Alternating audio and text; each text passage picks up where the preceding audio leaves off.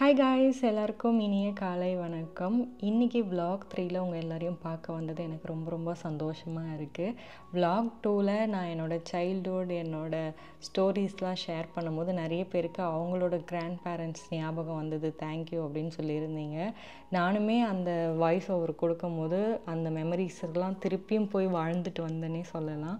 எனக்கு அவ்வளோ சந்தோஷமாக இருந்தது. ஓகே, நம்ம சைல்ட்ஹுட்லேயும் இவ்வளோ விஷயங்கள் நம்ம பண்ணியிருக்கோமா, ஆனால் பண்ணும்போது அது எதுவுமே பெரிய விஷயமா தெரியல. இப்போ அதெல்லாம் இல்லைன்னும் போது அது எல்லாமே ரொம்ப பெருசாக தெரியுது. ஸோ இன்றைக்கி பார்த்தீங்கன்னா காலையில் எழுந்து எல்லா வேலையும் முடிச்சுட்டு இந்த டிஃப்யூசர் தான் செட் பண்ணேன்.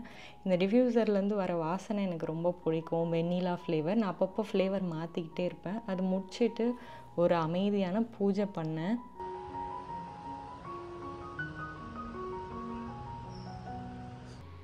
எப்படி இவ்வளோ பொறுப்பாக எல்லா வேலையும் செய்கிறீங்கன்னு ஒருத்தங்க கேட்டிருந்தாங்க.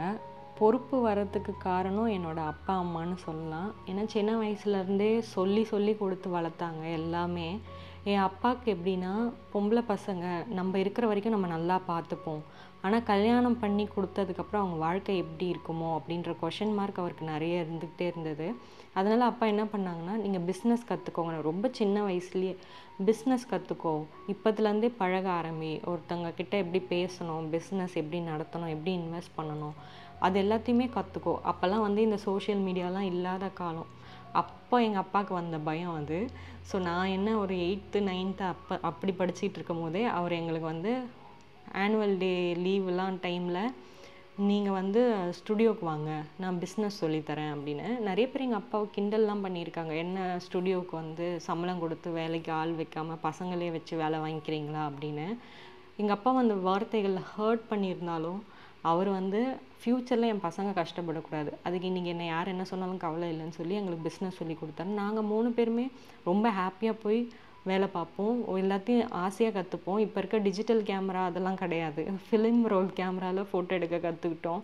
டெவலப் ரூமில் போய் எப்படி டெவலப் பண்ணுறது, அந்த டார்க் ரூம்னு சொல்லுவாங்க, அதை டார்க் ரூமில் போய் எப்படி டெவலப் பண்ணுறது, ஃபிலிமை கருக்காமல் ஃபோட்டோ எப்படி கருகாமல் கரெக்டாக போடுறது அந்த ரெட் லைட்டில் அப்படின்னு எல்லாமே சொல்லி கொடுத்தாங்க. எனக்கு இன்னும் அந்த நினைவுகள்லாம் இருக்குது. அப்பா பிஸ்னஸ் சொல்லி கொடுத்தா அம்மா வந்து சமைக்கிறது, வீட்டு வேலை பார்க்குறதெல்லாம் சொல்லி கொடுத்துட்டு ஒன்று சொன்னாங்க. நான் இதெல்லாம் உன்னோட சர்வைவல்காக தான் சொல்லித்தரேன், இது எதுவுமே நீ கற்றுக்கிட்டு இதை மட்டும்தான் வாழ்க்கை ஃபுல்லாக பண்ணணும்னு அவசியம் இல்லை. உன் கனவு எதுவோ அதை நோக்கி ஓடு. நீ விண்வெளிக்கு போகணுமா போ, வீட்டு வேலையும் தெரிஞ்சுக்கிட்டு விண்வெளிக்கு போகிறது தப்பு கிடையாது. நான் விண்வெளிக்கு போகிறேன், நான் வீட்டு வேலைலாம் பார்க்க மாட்டேன்னு சொல்லாத. எல்லாமே உன்னோட சர்வைவல்காக கற்றுக்கோ. உன் இடத்த நீ சுத்தம் பண்ணுறதுல எந்த தப்புமே கிடையாது. ஸோ எல்லா வேலையும் தெரிஞ்சு வச்சுக்கணும், ஆனால் உன்னோட கனவு எதுவோ அதுக்கு இம்பார்ட்டன்ஸ் கொடு. எதையுமே தெரிஞ்சு வச்சுக்காம நான் என் கனவு என் ட்ரீம் அதை மட்டும்தான் நோக்கி ஓடுவேன்னு ஓடக்கூடாது. எல்லாமே தெரிஞ்சுக்கிறதுல தப்பும் கிடையாது. ஸோ சமைக்க கற்றுக்கோங்க, வீடை எப்படி சுத்தமாக வச்சுக்கிறதுன்னு கற்றுக்கோங்க, ஆனால் உங்கள் கனவை நோக்கி ஓடுறதுக்கு மட்டும் இம்பார்ட்டன்ஸ் கொடுங்க.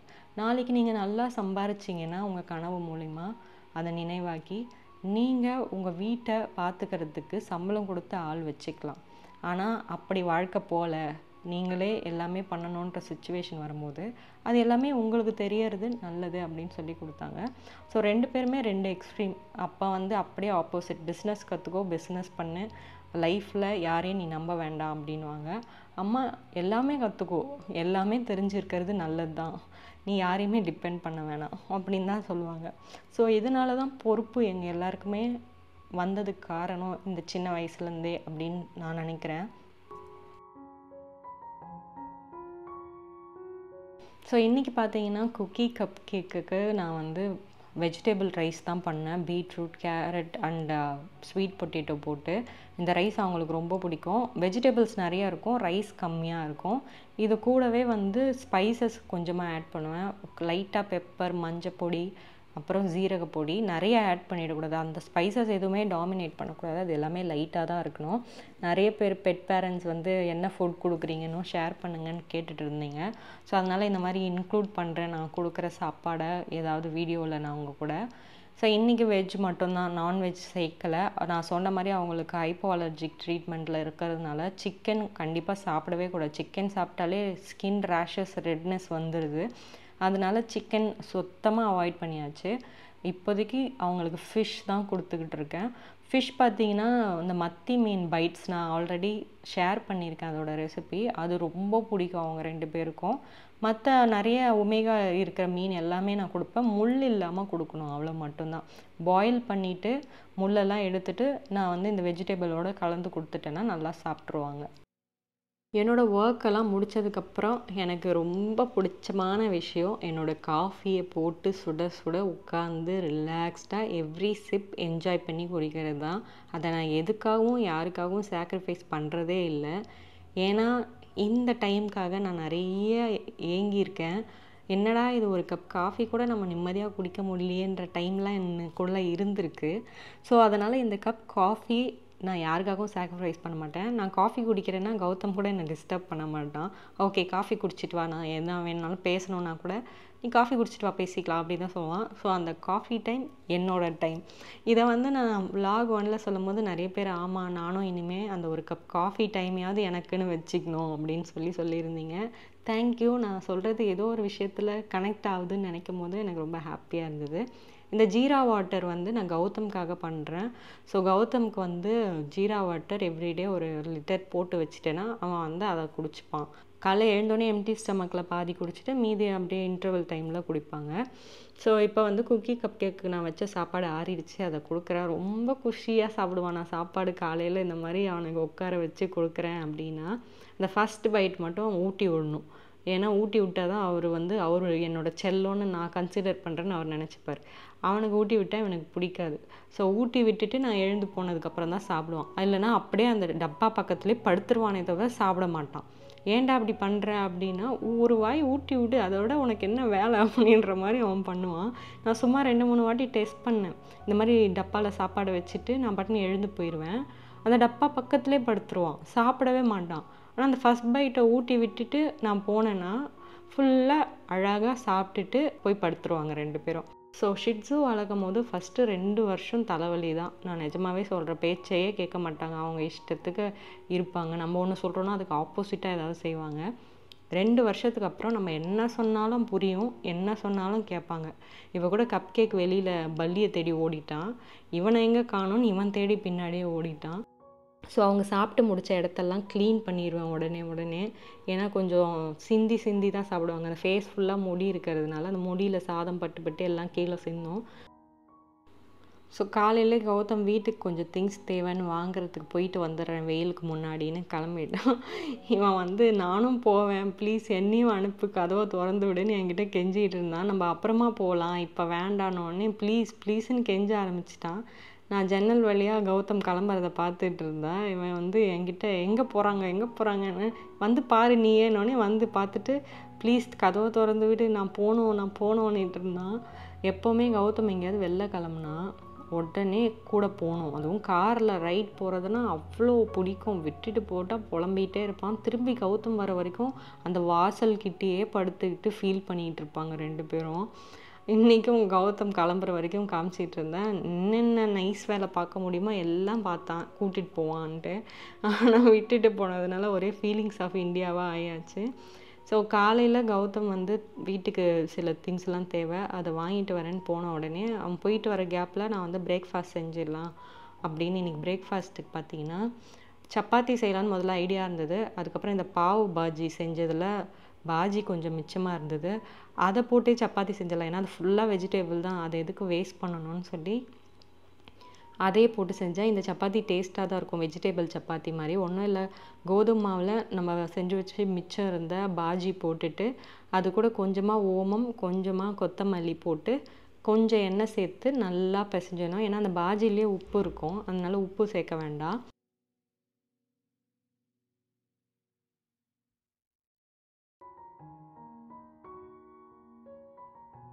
நல்லா சப்பாத்தி மாவு பதத்துக்கு பிசைஞ்சு ஒரு 10 மினிட்ஸ் வச்சுருங்க. ஏன்னா 10 மினிட்ஸ் வச்சிங்கன்னா அது நல்லா ஊறி இருக்கும். தண்ணி சேர்க்காமல் பிசையணும். ஆல்ரெடி அந்த பாஜிலேயே தண்ணி இருக்கிறதுனால தண்ணியே தேவையில்லை. இந்த பதத்துக்கு பிசைஞ்சு ஒரு 10 மினிட்ஸ் வச்சதுக்கப்புறமா நீங்கள் எப்போவுமே சப்பாத்தி போடுற மாதிரி சப்பாத்தி போட்டுக்கலாம். நான் இதுக்கு வந்து கூட இதிலே வெஜிடபிள்ஸ்லாம் இருக்கிறதுனால குருமாலாம் பெருசாக வைக்கல. இதுக்கு நான் பீட்ரூட் ரைத்தா தான் வச்சேன். கௌதமுக்கு தயிர் அவ்வளோவா பிடிக்காது சாப்பிட்றதுக்கு. ஆனால் ரைத்தா அந்த மாதிரி செஞ்சு கொடுத்தா தயிரை சாப்பிட்ருவாங்க. ஸோ ப்ரோபயாட்டிக்காக நான் பீட்ரூட் ரைத்தா செஞ்சு இதோட வச்சு சாப்பிட்டேன். காம்பினேஷன் நல்லா தான் இருந்தது, எங்களுக்கு பிடிச்சிருந்தது. நீங்களும் ட்ரை பண்ணிங்கன்னா ஒரு வேளை கண்டிப்பாக மென்ஷன் பண்ணுங்கள். இந்த பாவ் பாஜி ரெசிபியை நான் கௌதி சோபியில் ஷேர் பண்ணியிருக்கேன். நீங்கள் அதையும் செக் பண்ணுங்கள் உங்களுக்கு இன்ட்ரெஸ்ட் இருந்ததுன்னா. ஸோ என்னோடய டே காலையில் பார்த்தீங்கன்னா மோஸ்ட்டாக ஒரு 10:30 11 வரைக்கும் இப்படி தான் போகும். Cookie, cup cake, food, cleaning அப்படி தான். 10:30க்கு மேலே நான் என்னோடய பிஸ்னஸ் ஒர்க், என்னோடய எடிட்டிங் ஒர்க் அந்த மாதிரி ஏதாவது இருந்தால் நான் அதை பார்ப்பேன். ஸோ காலையில் டைம் மட்டும்தான் உங்கள் கூட ஷேர் பண்ணிகிட்டு இருக்கிறதுனால நான் மோஸ்ட்டாக வீடு க்ளீன் பண்ணுறேன், காஃபி குடிக்கிறேன், சமைக்கிறேன், இது மட்டும்தான் நீ பண்ணுவியா அப்படின்னு கேட்குறீங்க. இதை தாண்டி என் லைஃப்பில் நிறைய விஷயங்கள் நான் பண்ணிகிட்ருக்கேன். பட் அதை வீடியோவில் காட்டுறதில்ல. இது காலையில் 5:30 to 10:30 ஒர்க். பட் நான் உங்கள் கூட காட்டுறதே 8:30 to 10:30. என்னோடய 2 மணி நேரம் வேலையை தான் நீங்கள் பார்க்குறீங்க வீடியோவாக. ஸோ நான் முடிஞ்ச வரைக்கும் நெக்ஸ்ட் டைம்லேருந்து இதில் காட்டாத வேலைகள் நான் என்னென்ன பார்க்குறேனோ அதெல்லாம் உங்கள் கூட இன்க்ளூட் பண்ண ட்ரை பண்ணுறேன். உங்களுக்கு வேணும்னா கமெண்ட்டில் கண்டிப்பாக மென்ஷன் பண்ணுங்கள். ஸோ இந்த சப்பாத்தி எல்லாம் போட்டு ஹாட் கேஸில் வச்சாச்சு. ஹாட் கேஸில் வச்சோடனே கௌதமும் வந்தாச்சு நான் முடிக்கிறதுக்குள்ளே. மோஸ்ட்டாக நாங்கள் 2 பேரும் சேர்ந்து சாப்பிட்றதுக்கு தான் முயற்சி பண்ணுவோம். சம்டைம்ஸ் எங்களோட வேலை காரணமாக 2 பேரும் தனித்தனியாக சாப்பிட்ற மாதிரி இருக்கும். பட் முடிஞ்ச வரைக்கும் யாராவது ஒருத்தர் வெயிட் பண்ணுற மாதிரி இருக்கும். எனக்காக அவனுக்காக நானும் வெயிட் பண்ணி தான் சாப்பிடுவோம். பரவாயில்லவா, நீ உன் வேலையை முடிச்சுட்டு நான் வெயிட் பண்ணுறேன் அப்படின்னு நானும் அதே மாதிரி அவனும் சொல்லுவோம். 2 பேரும் சேர்ந்து சாப்பிடும்போது அது ஒரு ஹாப்பினஸ் கொடுக்குது. ஏன்னா அவ்வளோ நேரம் நின்று சமைச்சு 2 பேரும் சேர்ந்து அதை உட்காந்து என்ஜாய் பண்ணும்போது என்னோடய ஃபேவரட் மூவி இல்லை கௌதமோட ஃபேவரட் மூவி எதையாவது போட்டுட்டு அதை பார்த்துக்கிட்டே சாப்பிடுவோம்.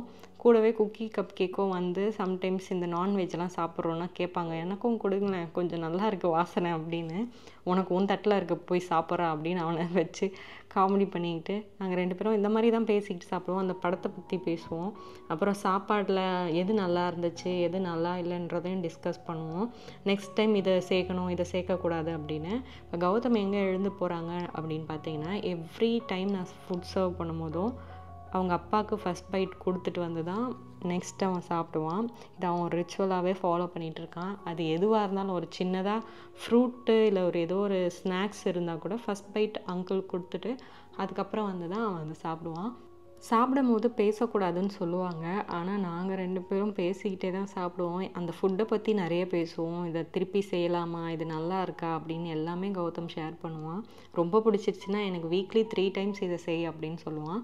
ஸோ இப்படி தான் எங்களோட மார்னிங் ஸ்டார்ட் ஆகும். ஐ ஹோப் உங்களுக்கு இந்த வீடியோ பிடிச்சிருக்கோன்னு. அண்ட் தேங்க்யூ ஸோ மச் இவ்வளோ நேரம் உங்களோட வேல்யூபிள் டைமை என்னோடய வீடியோ பார்க்குறதுக்கு கொடுத்ததுக்கு. இந்த மாதிரி ஒரு சூப்பர் டூப்பர் விலாகோடு உங்களை சீக்கிரமாக பார்க்க வரேன். அது வரைக்கும் டாடா, பாய், see you.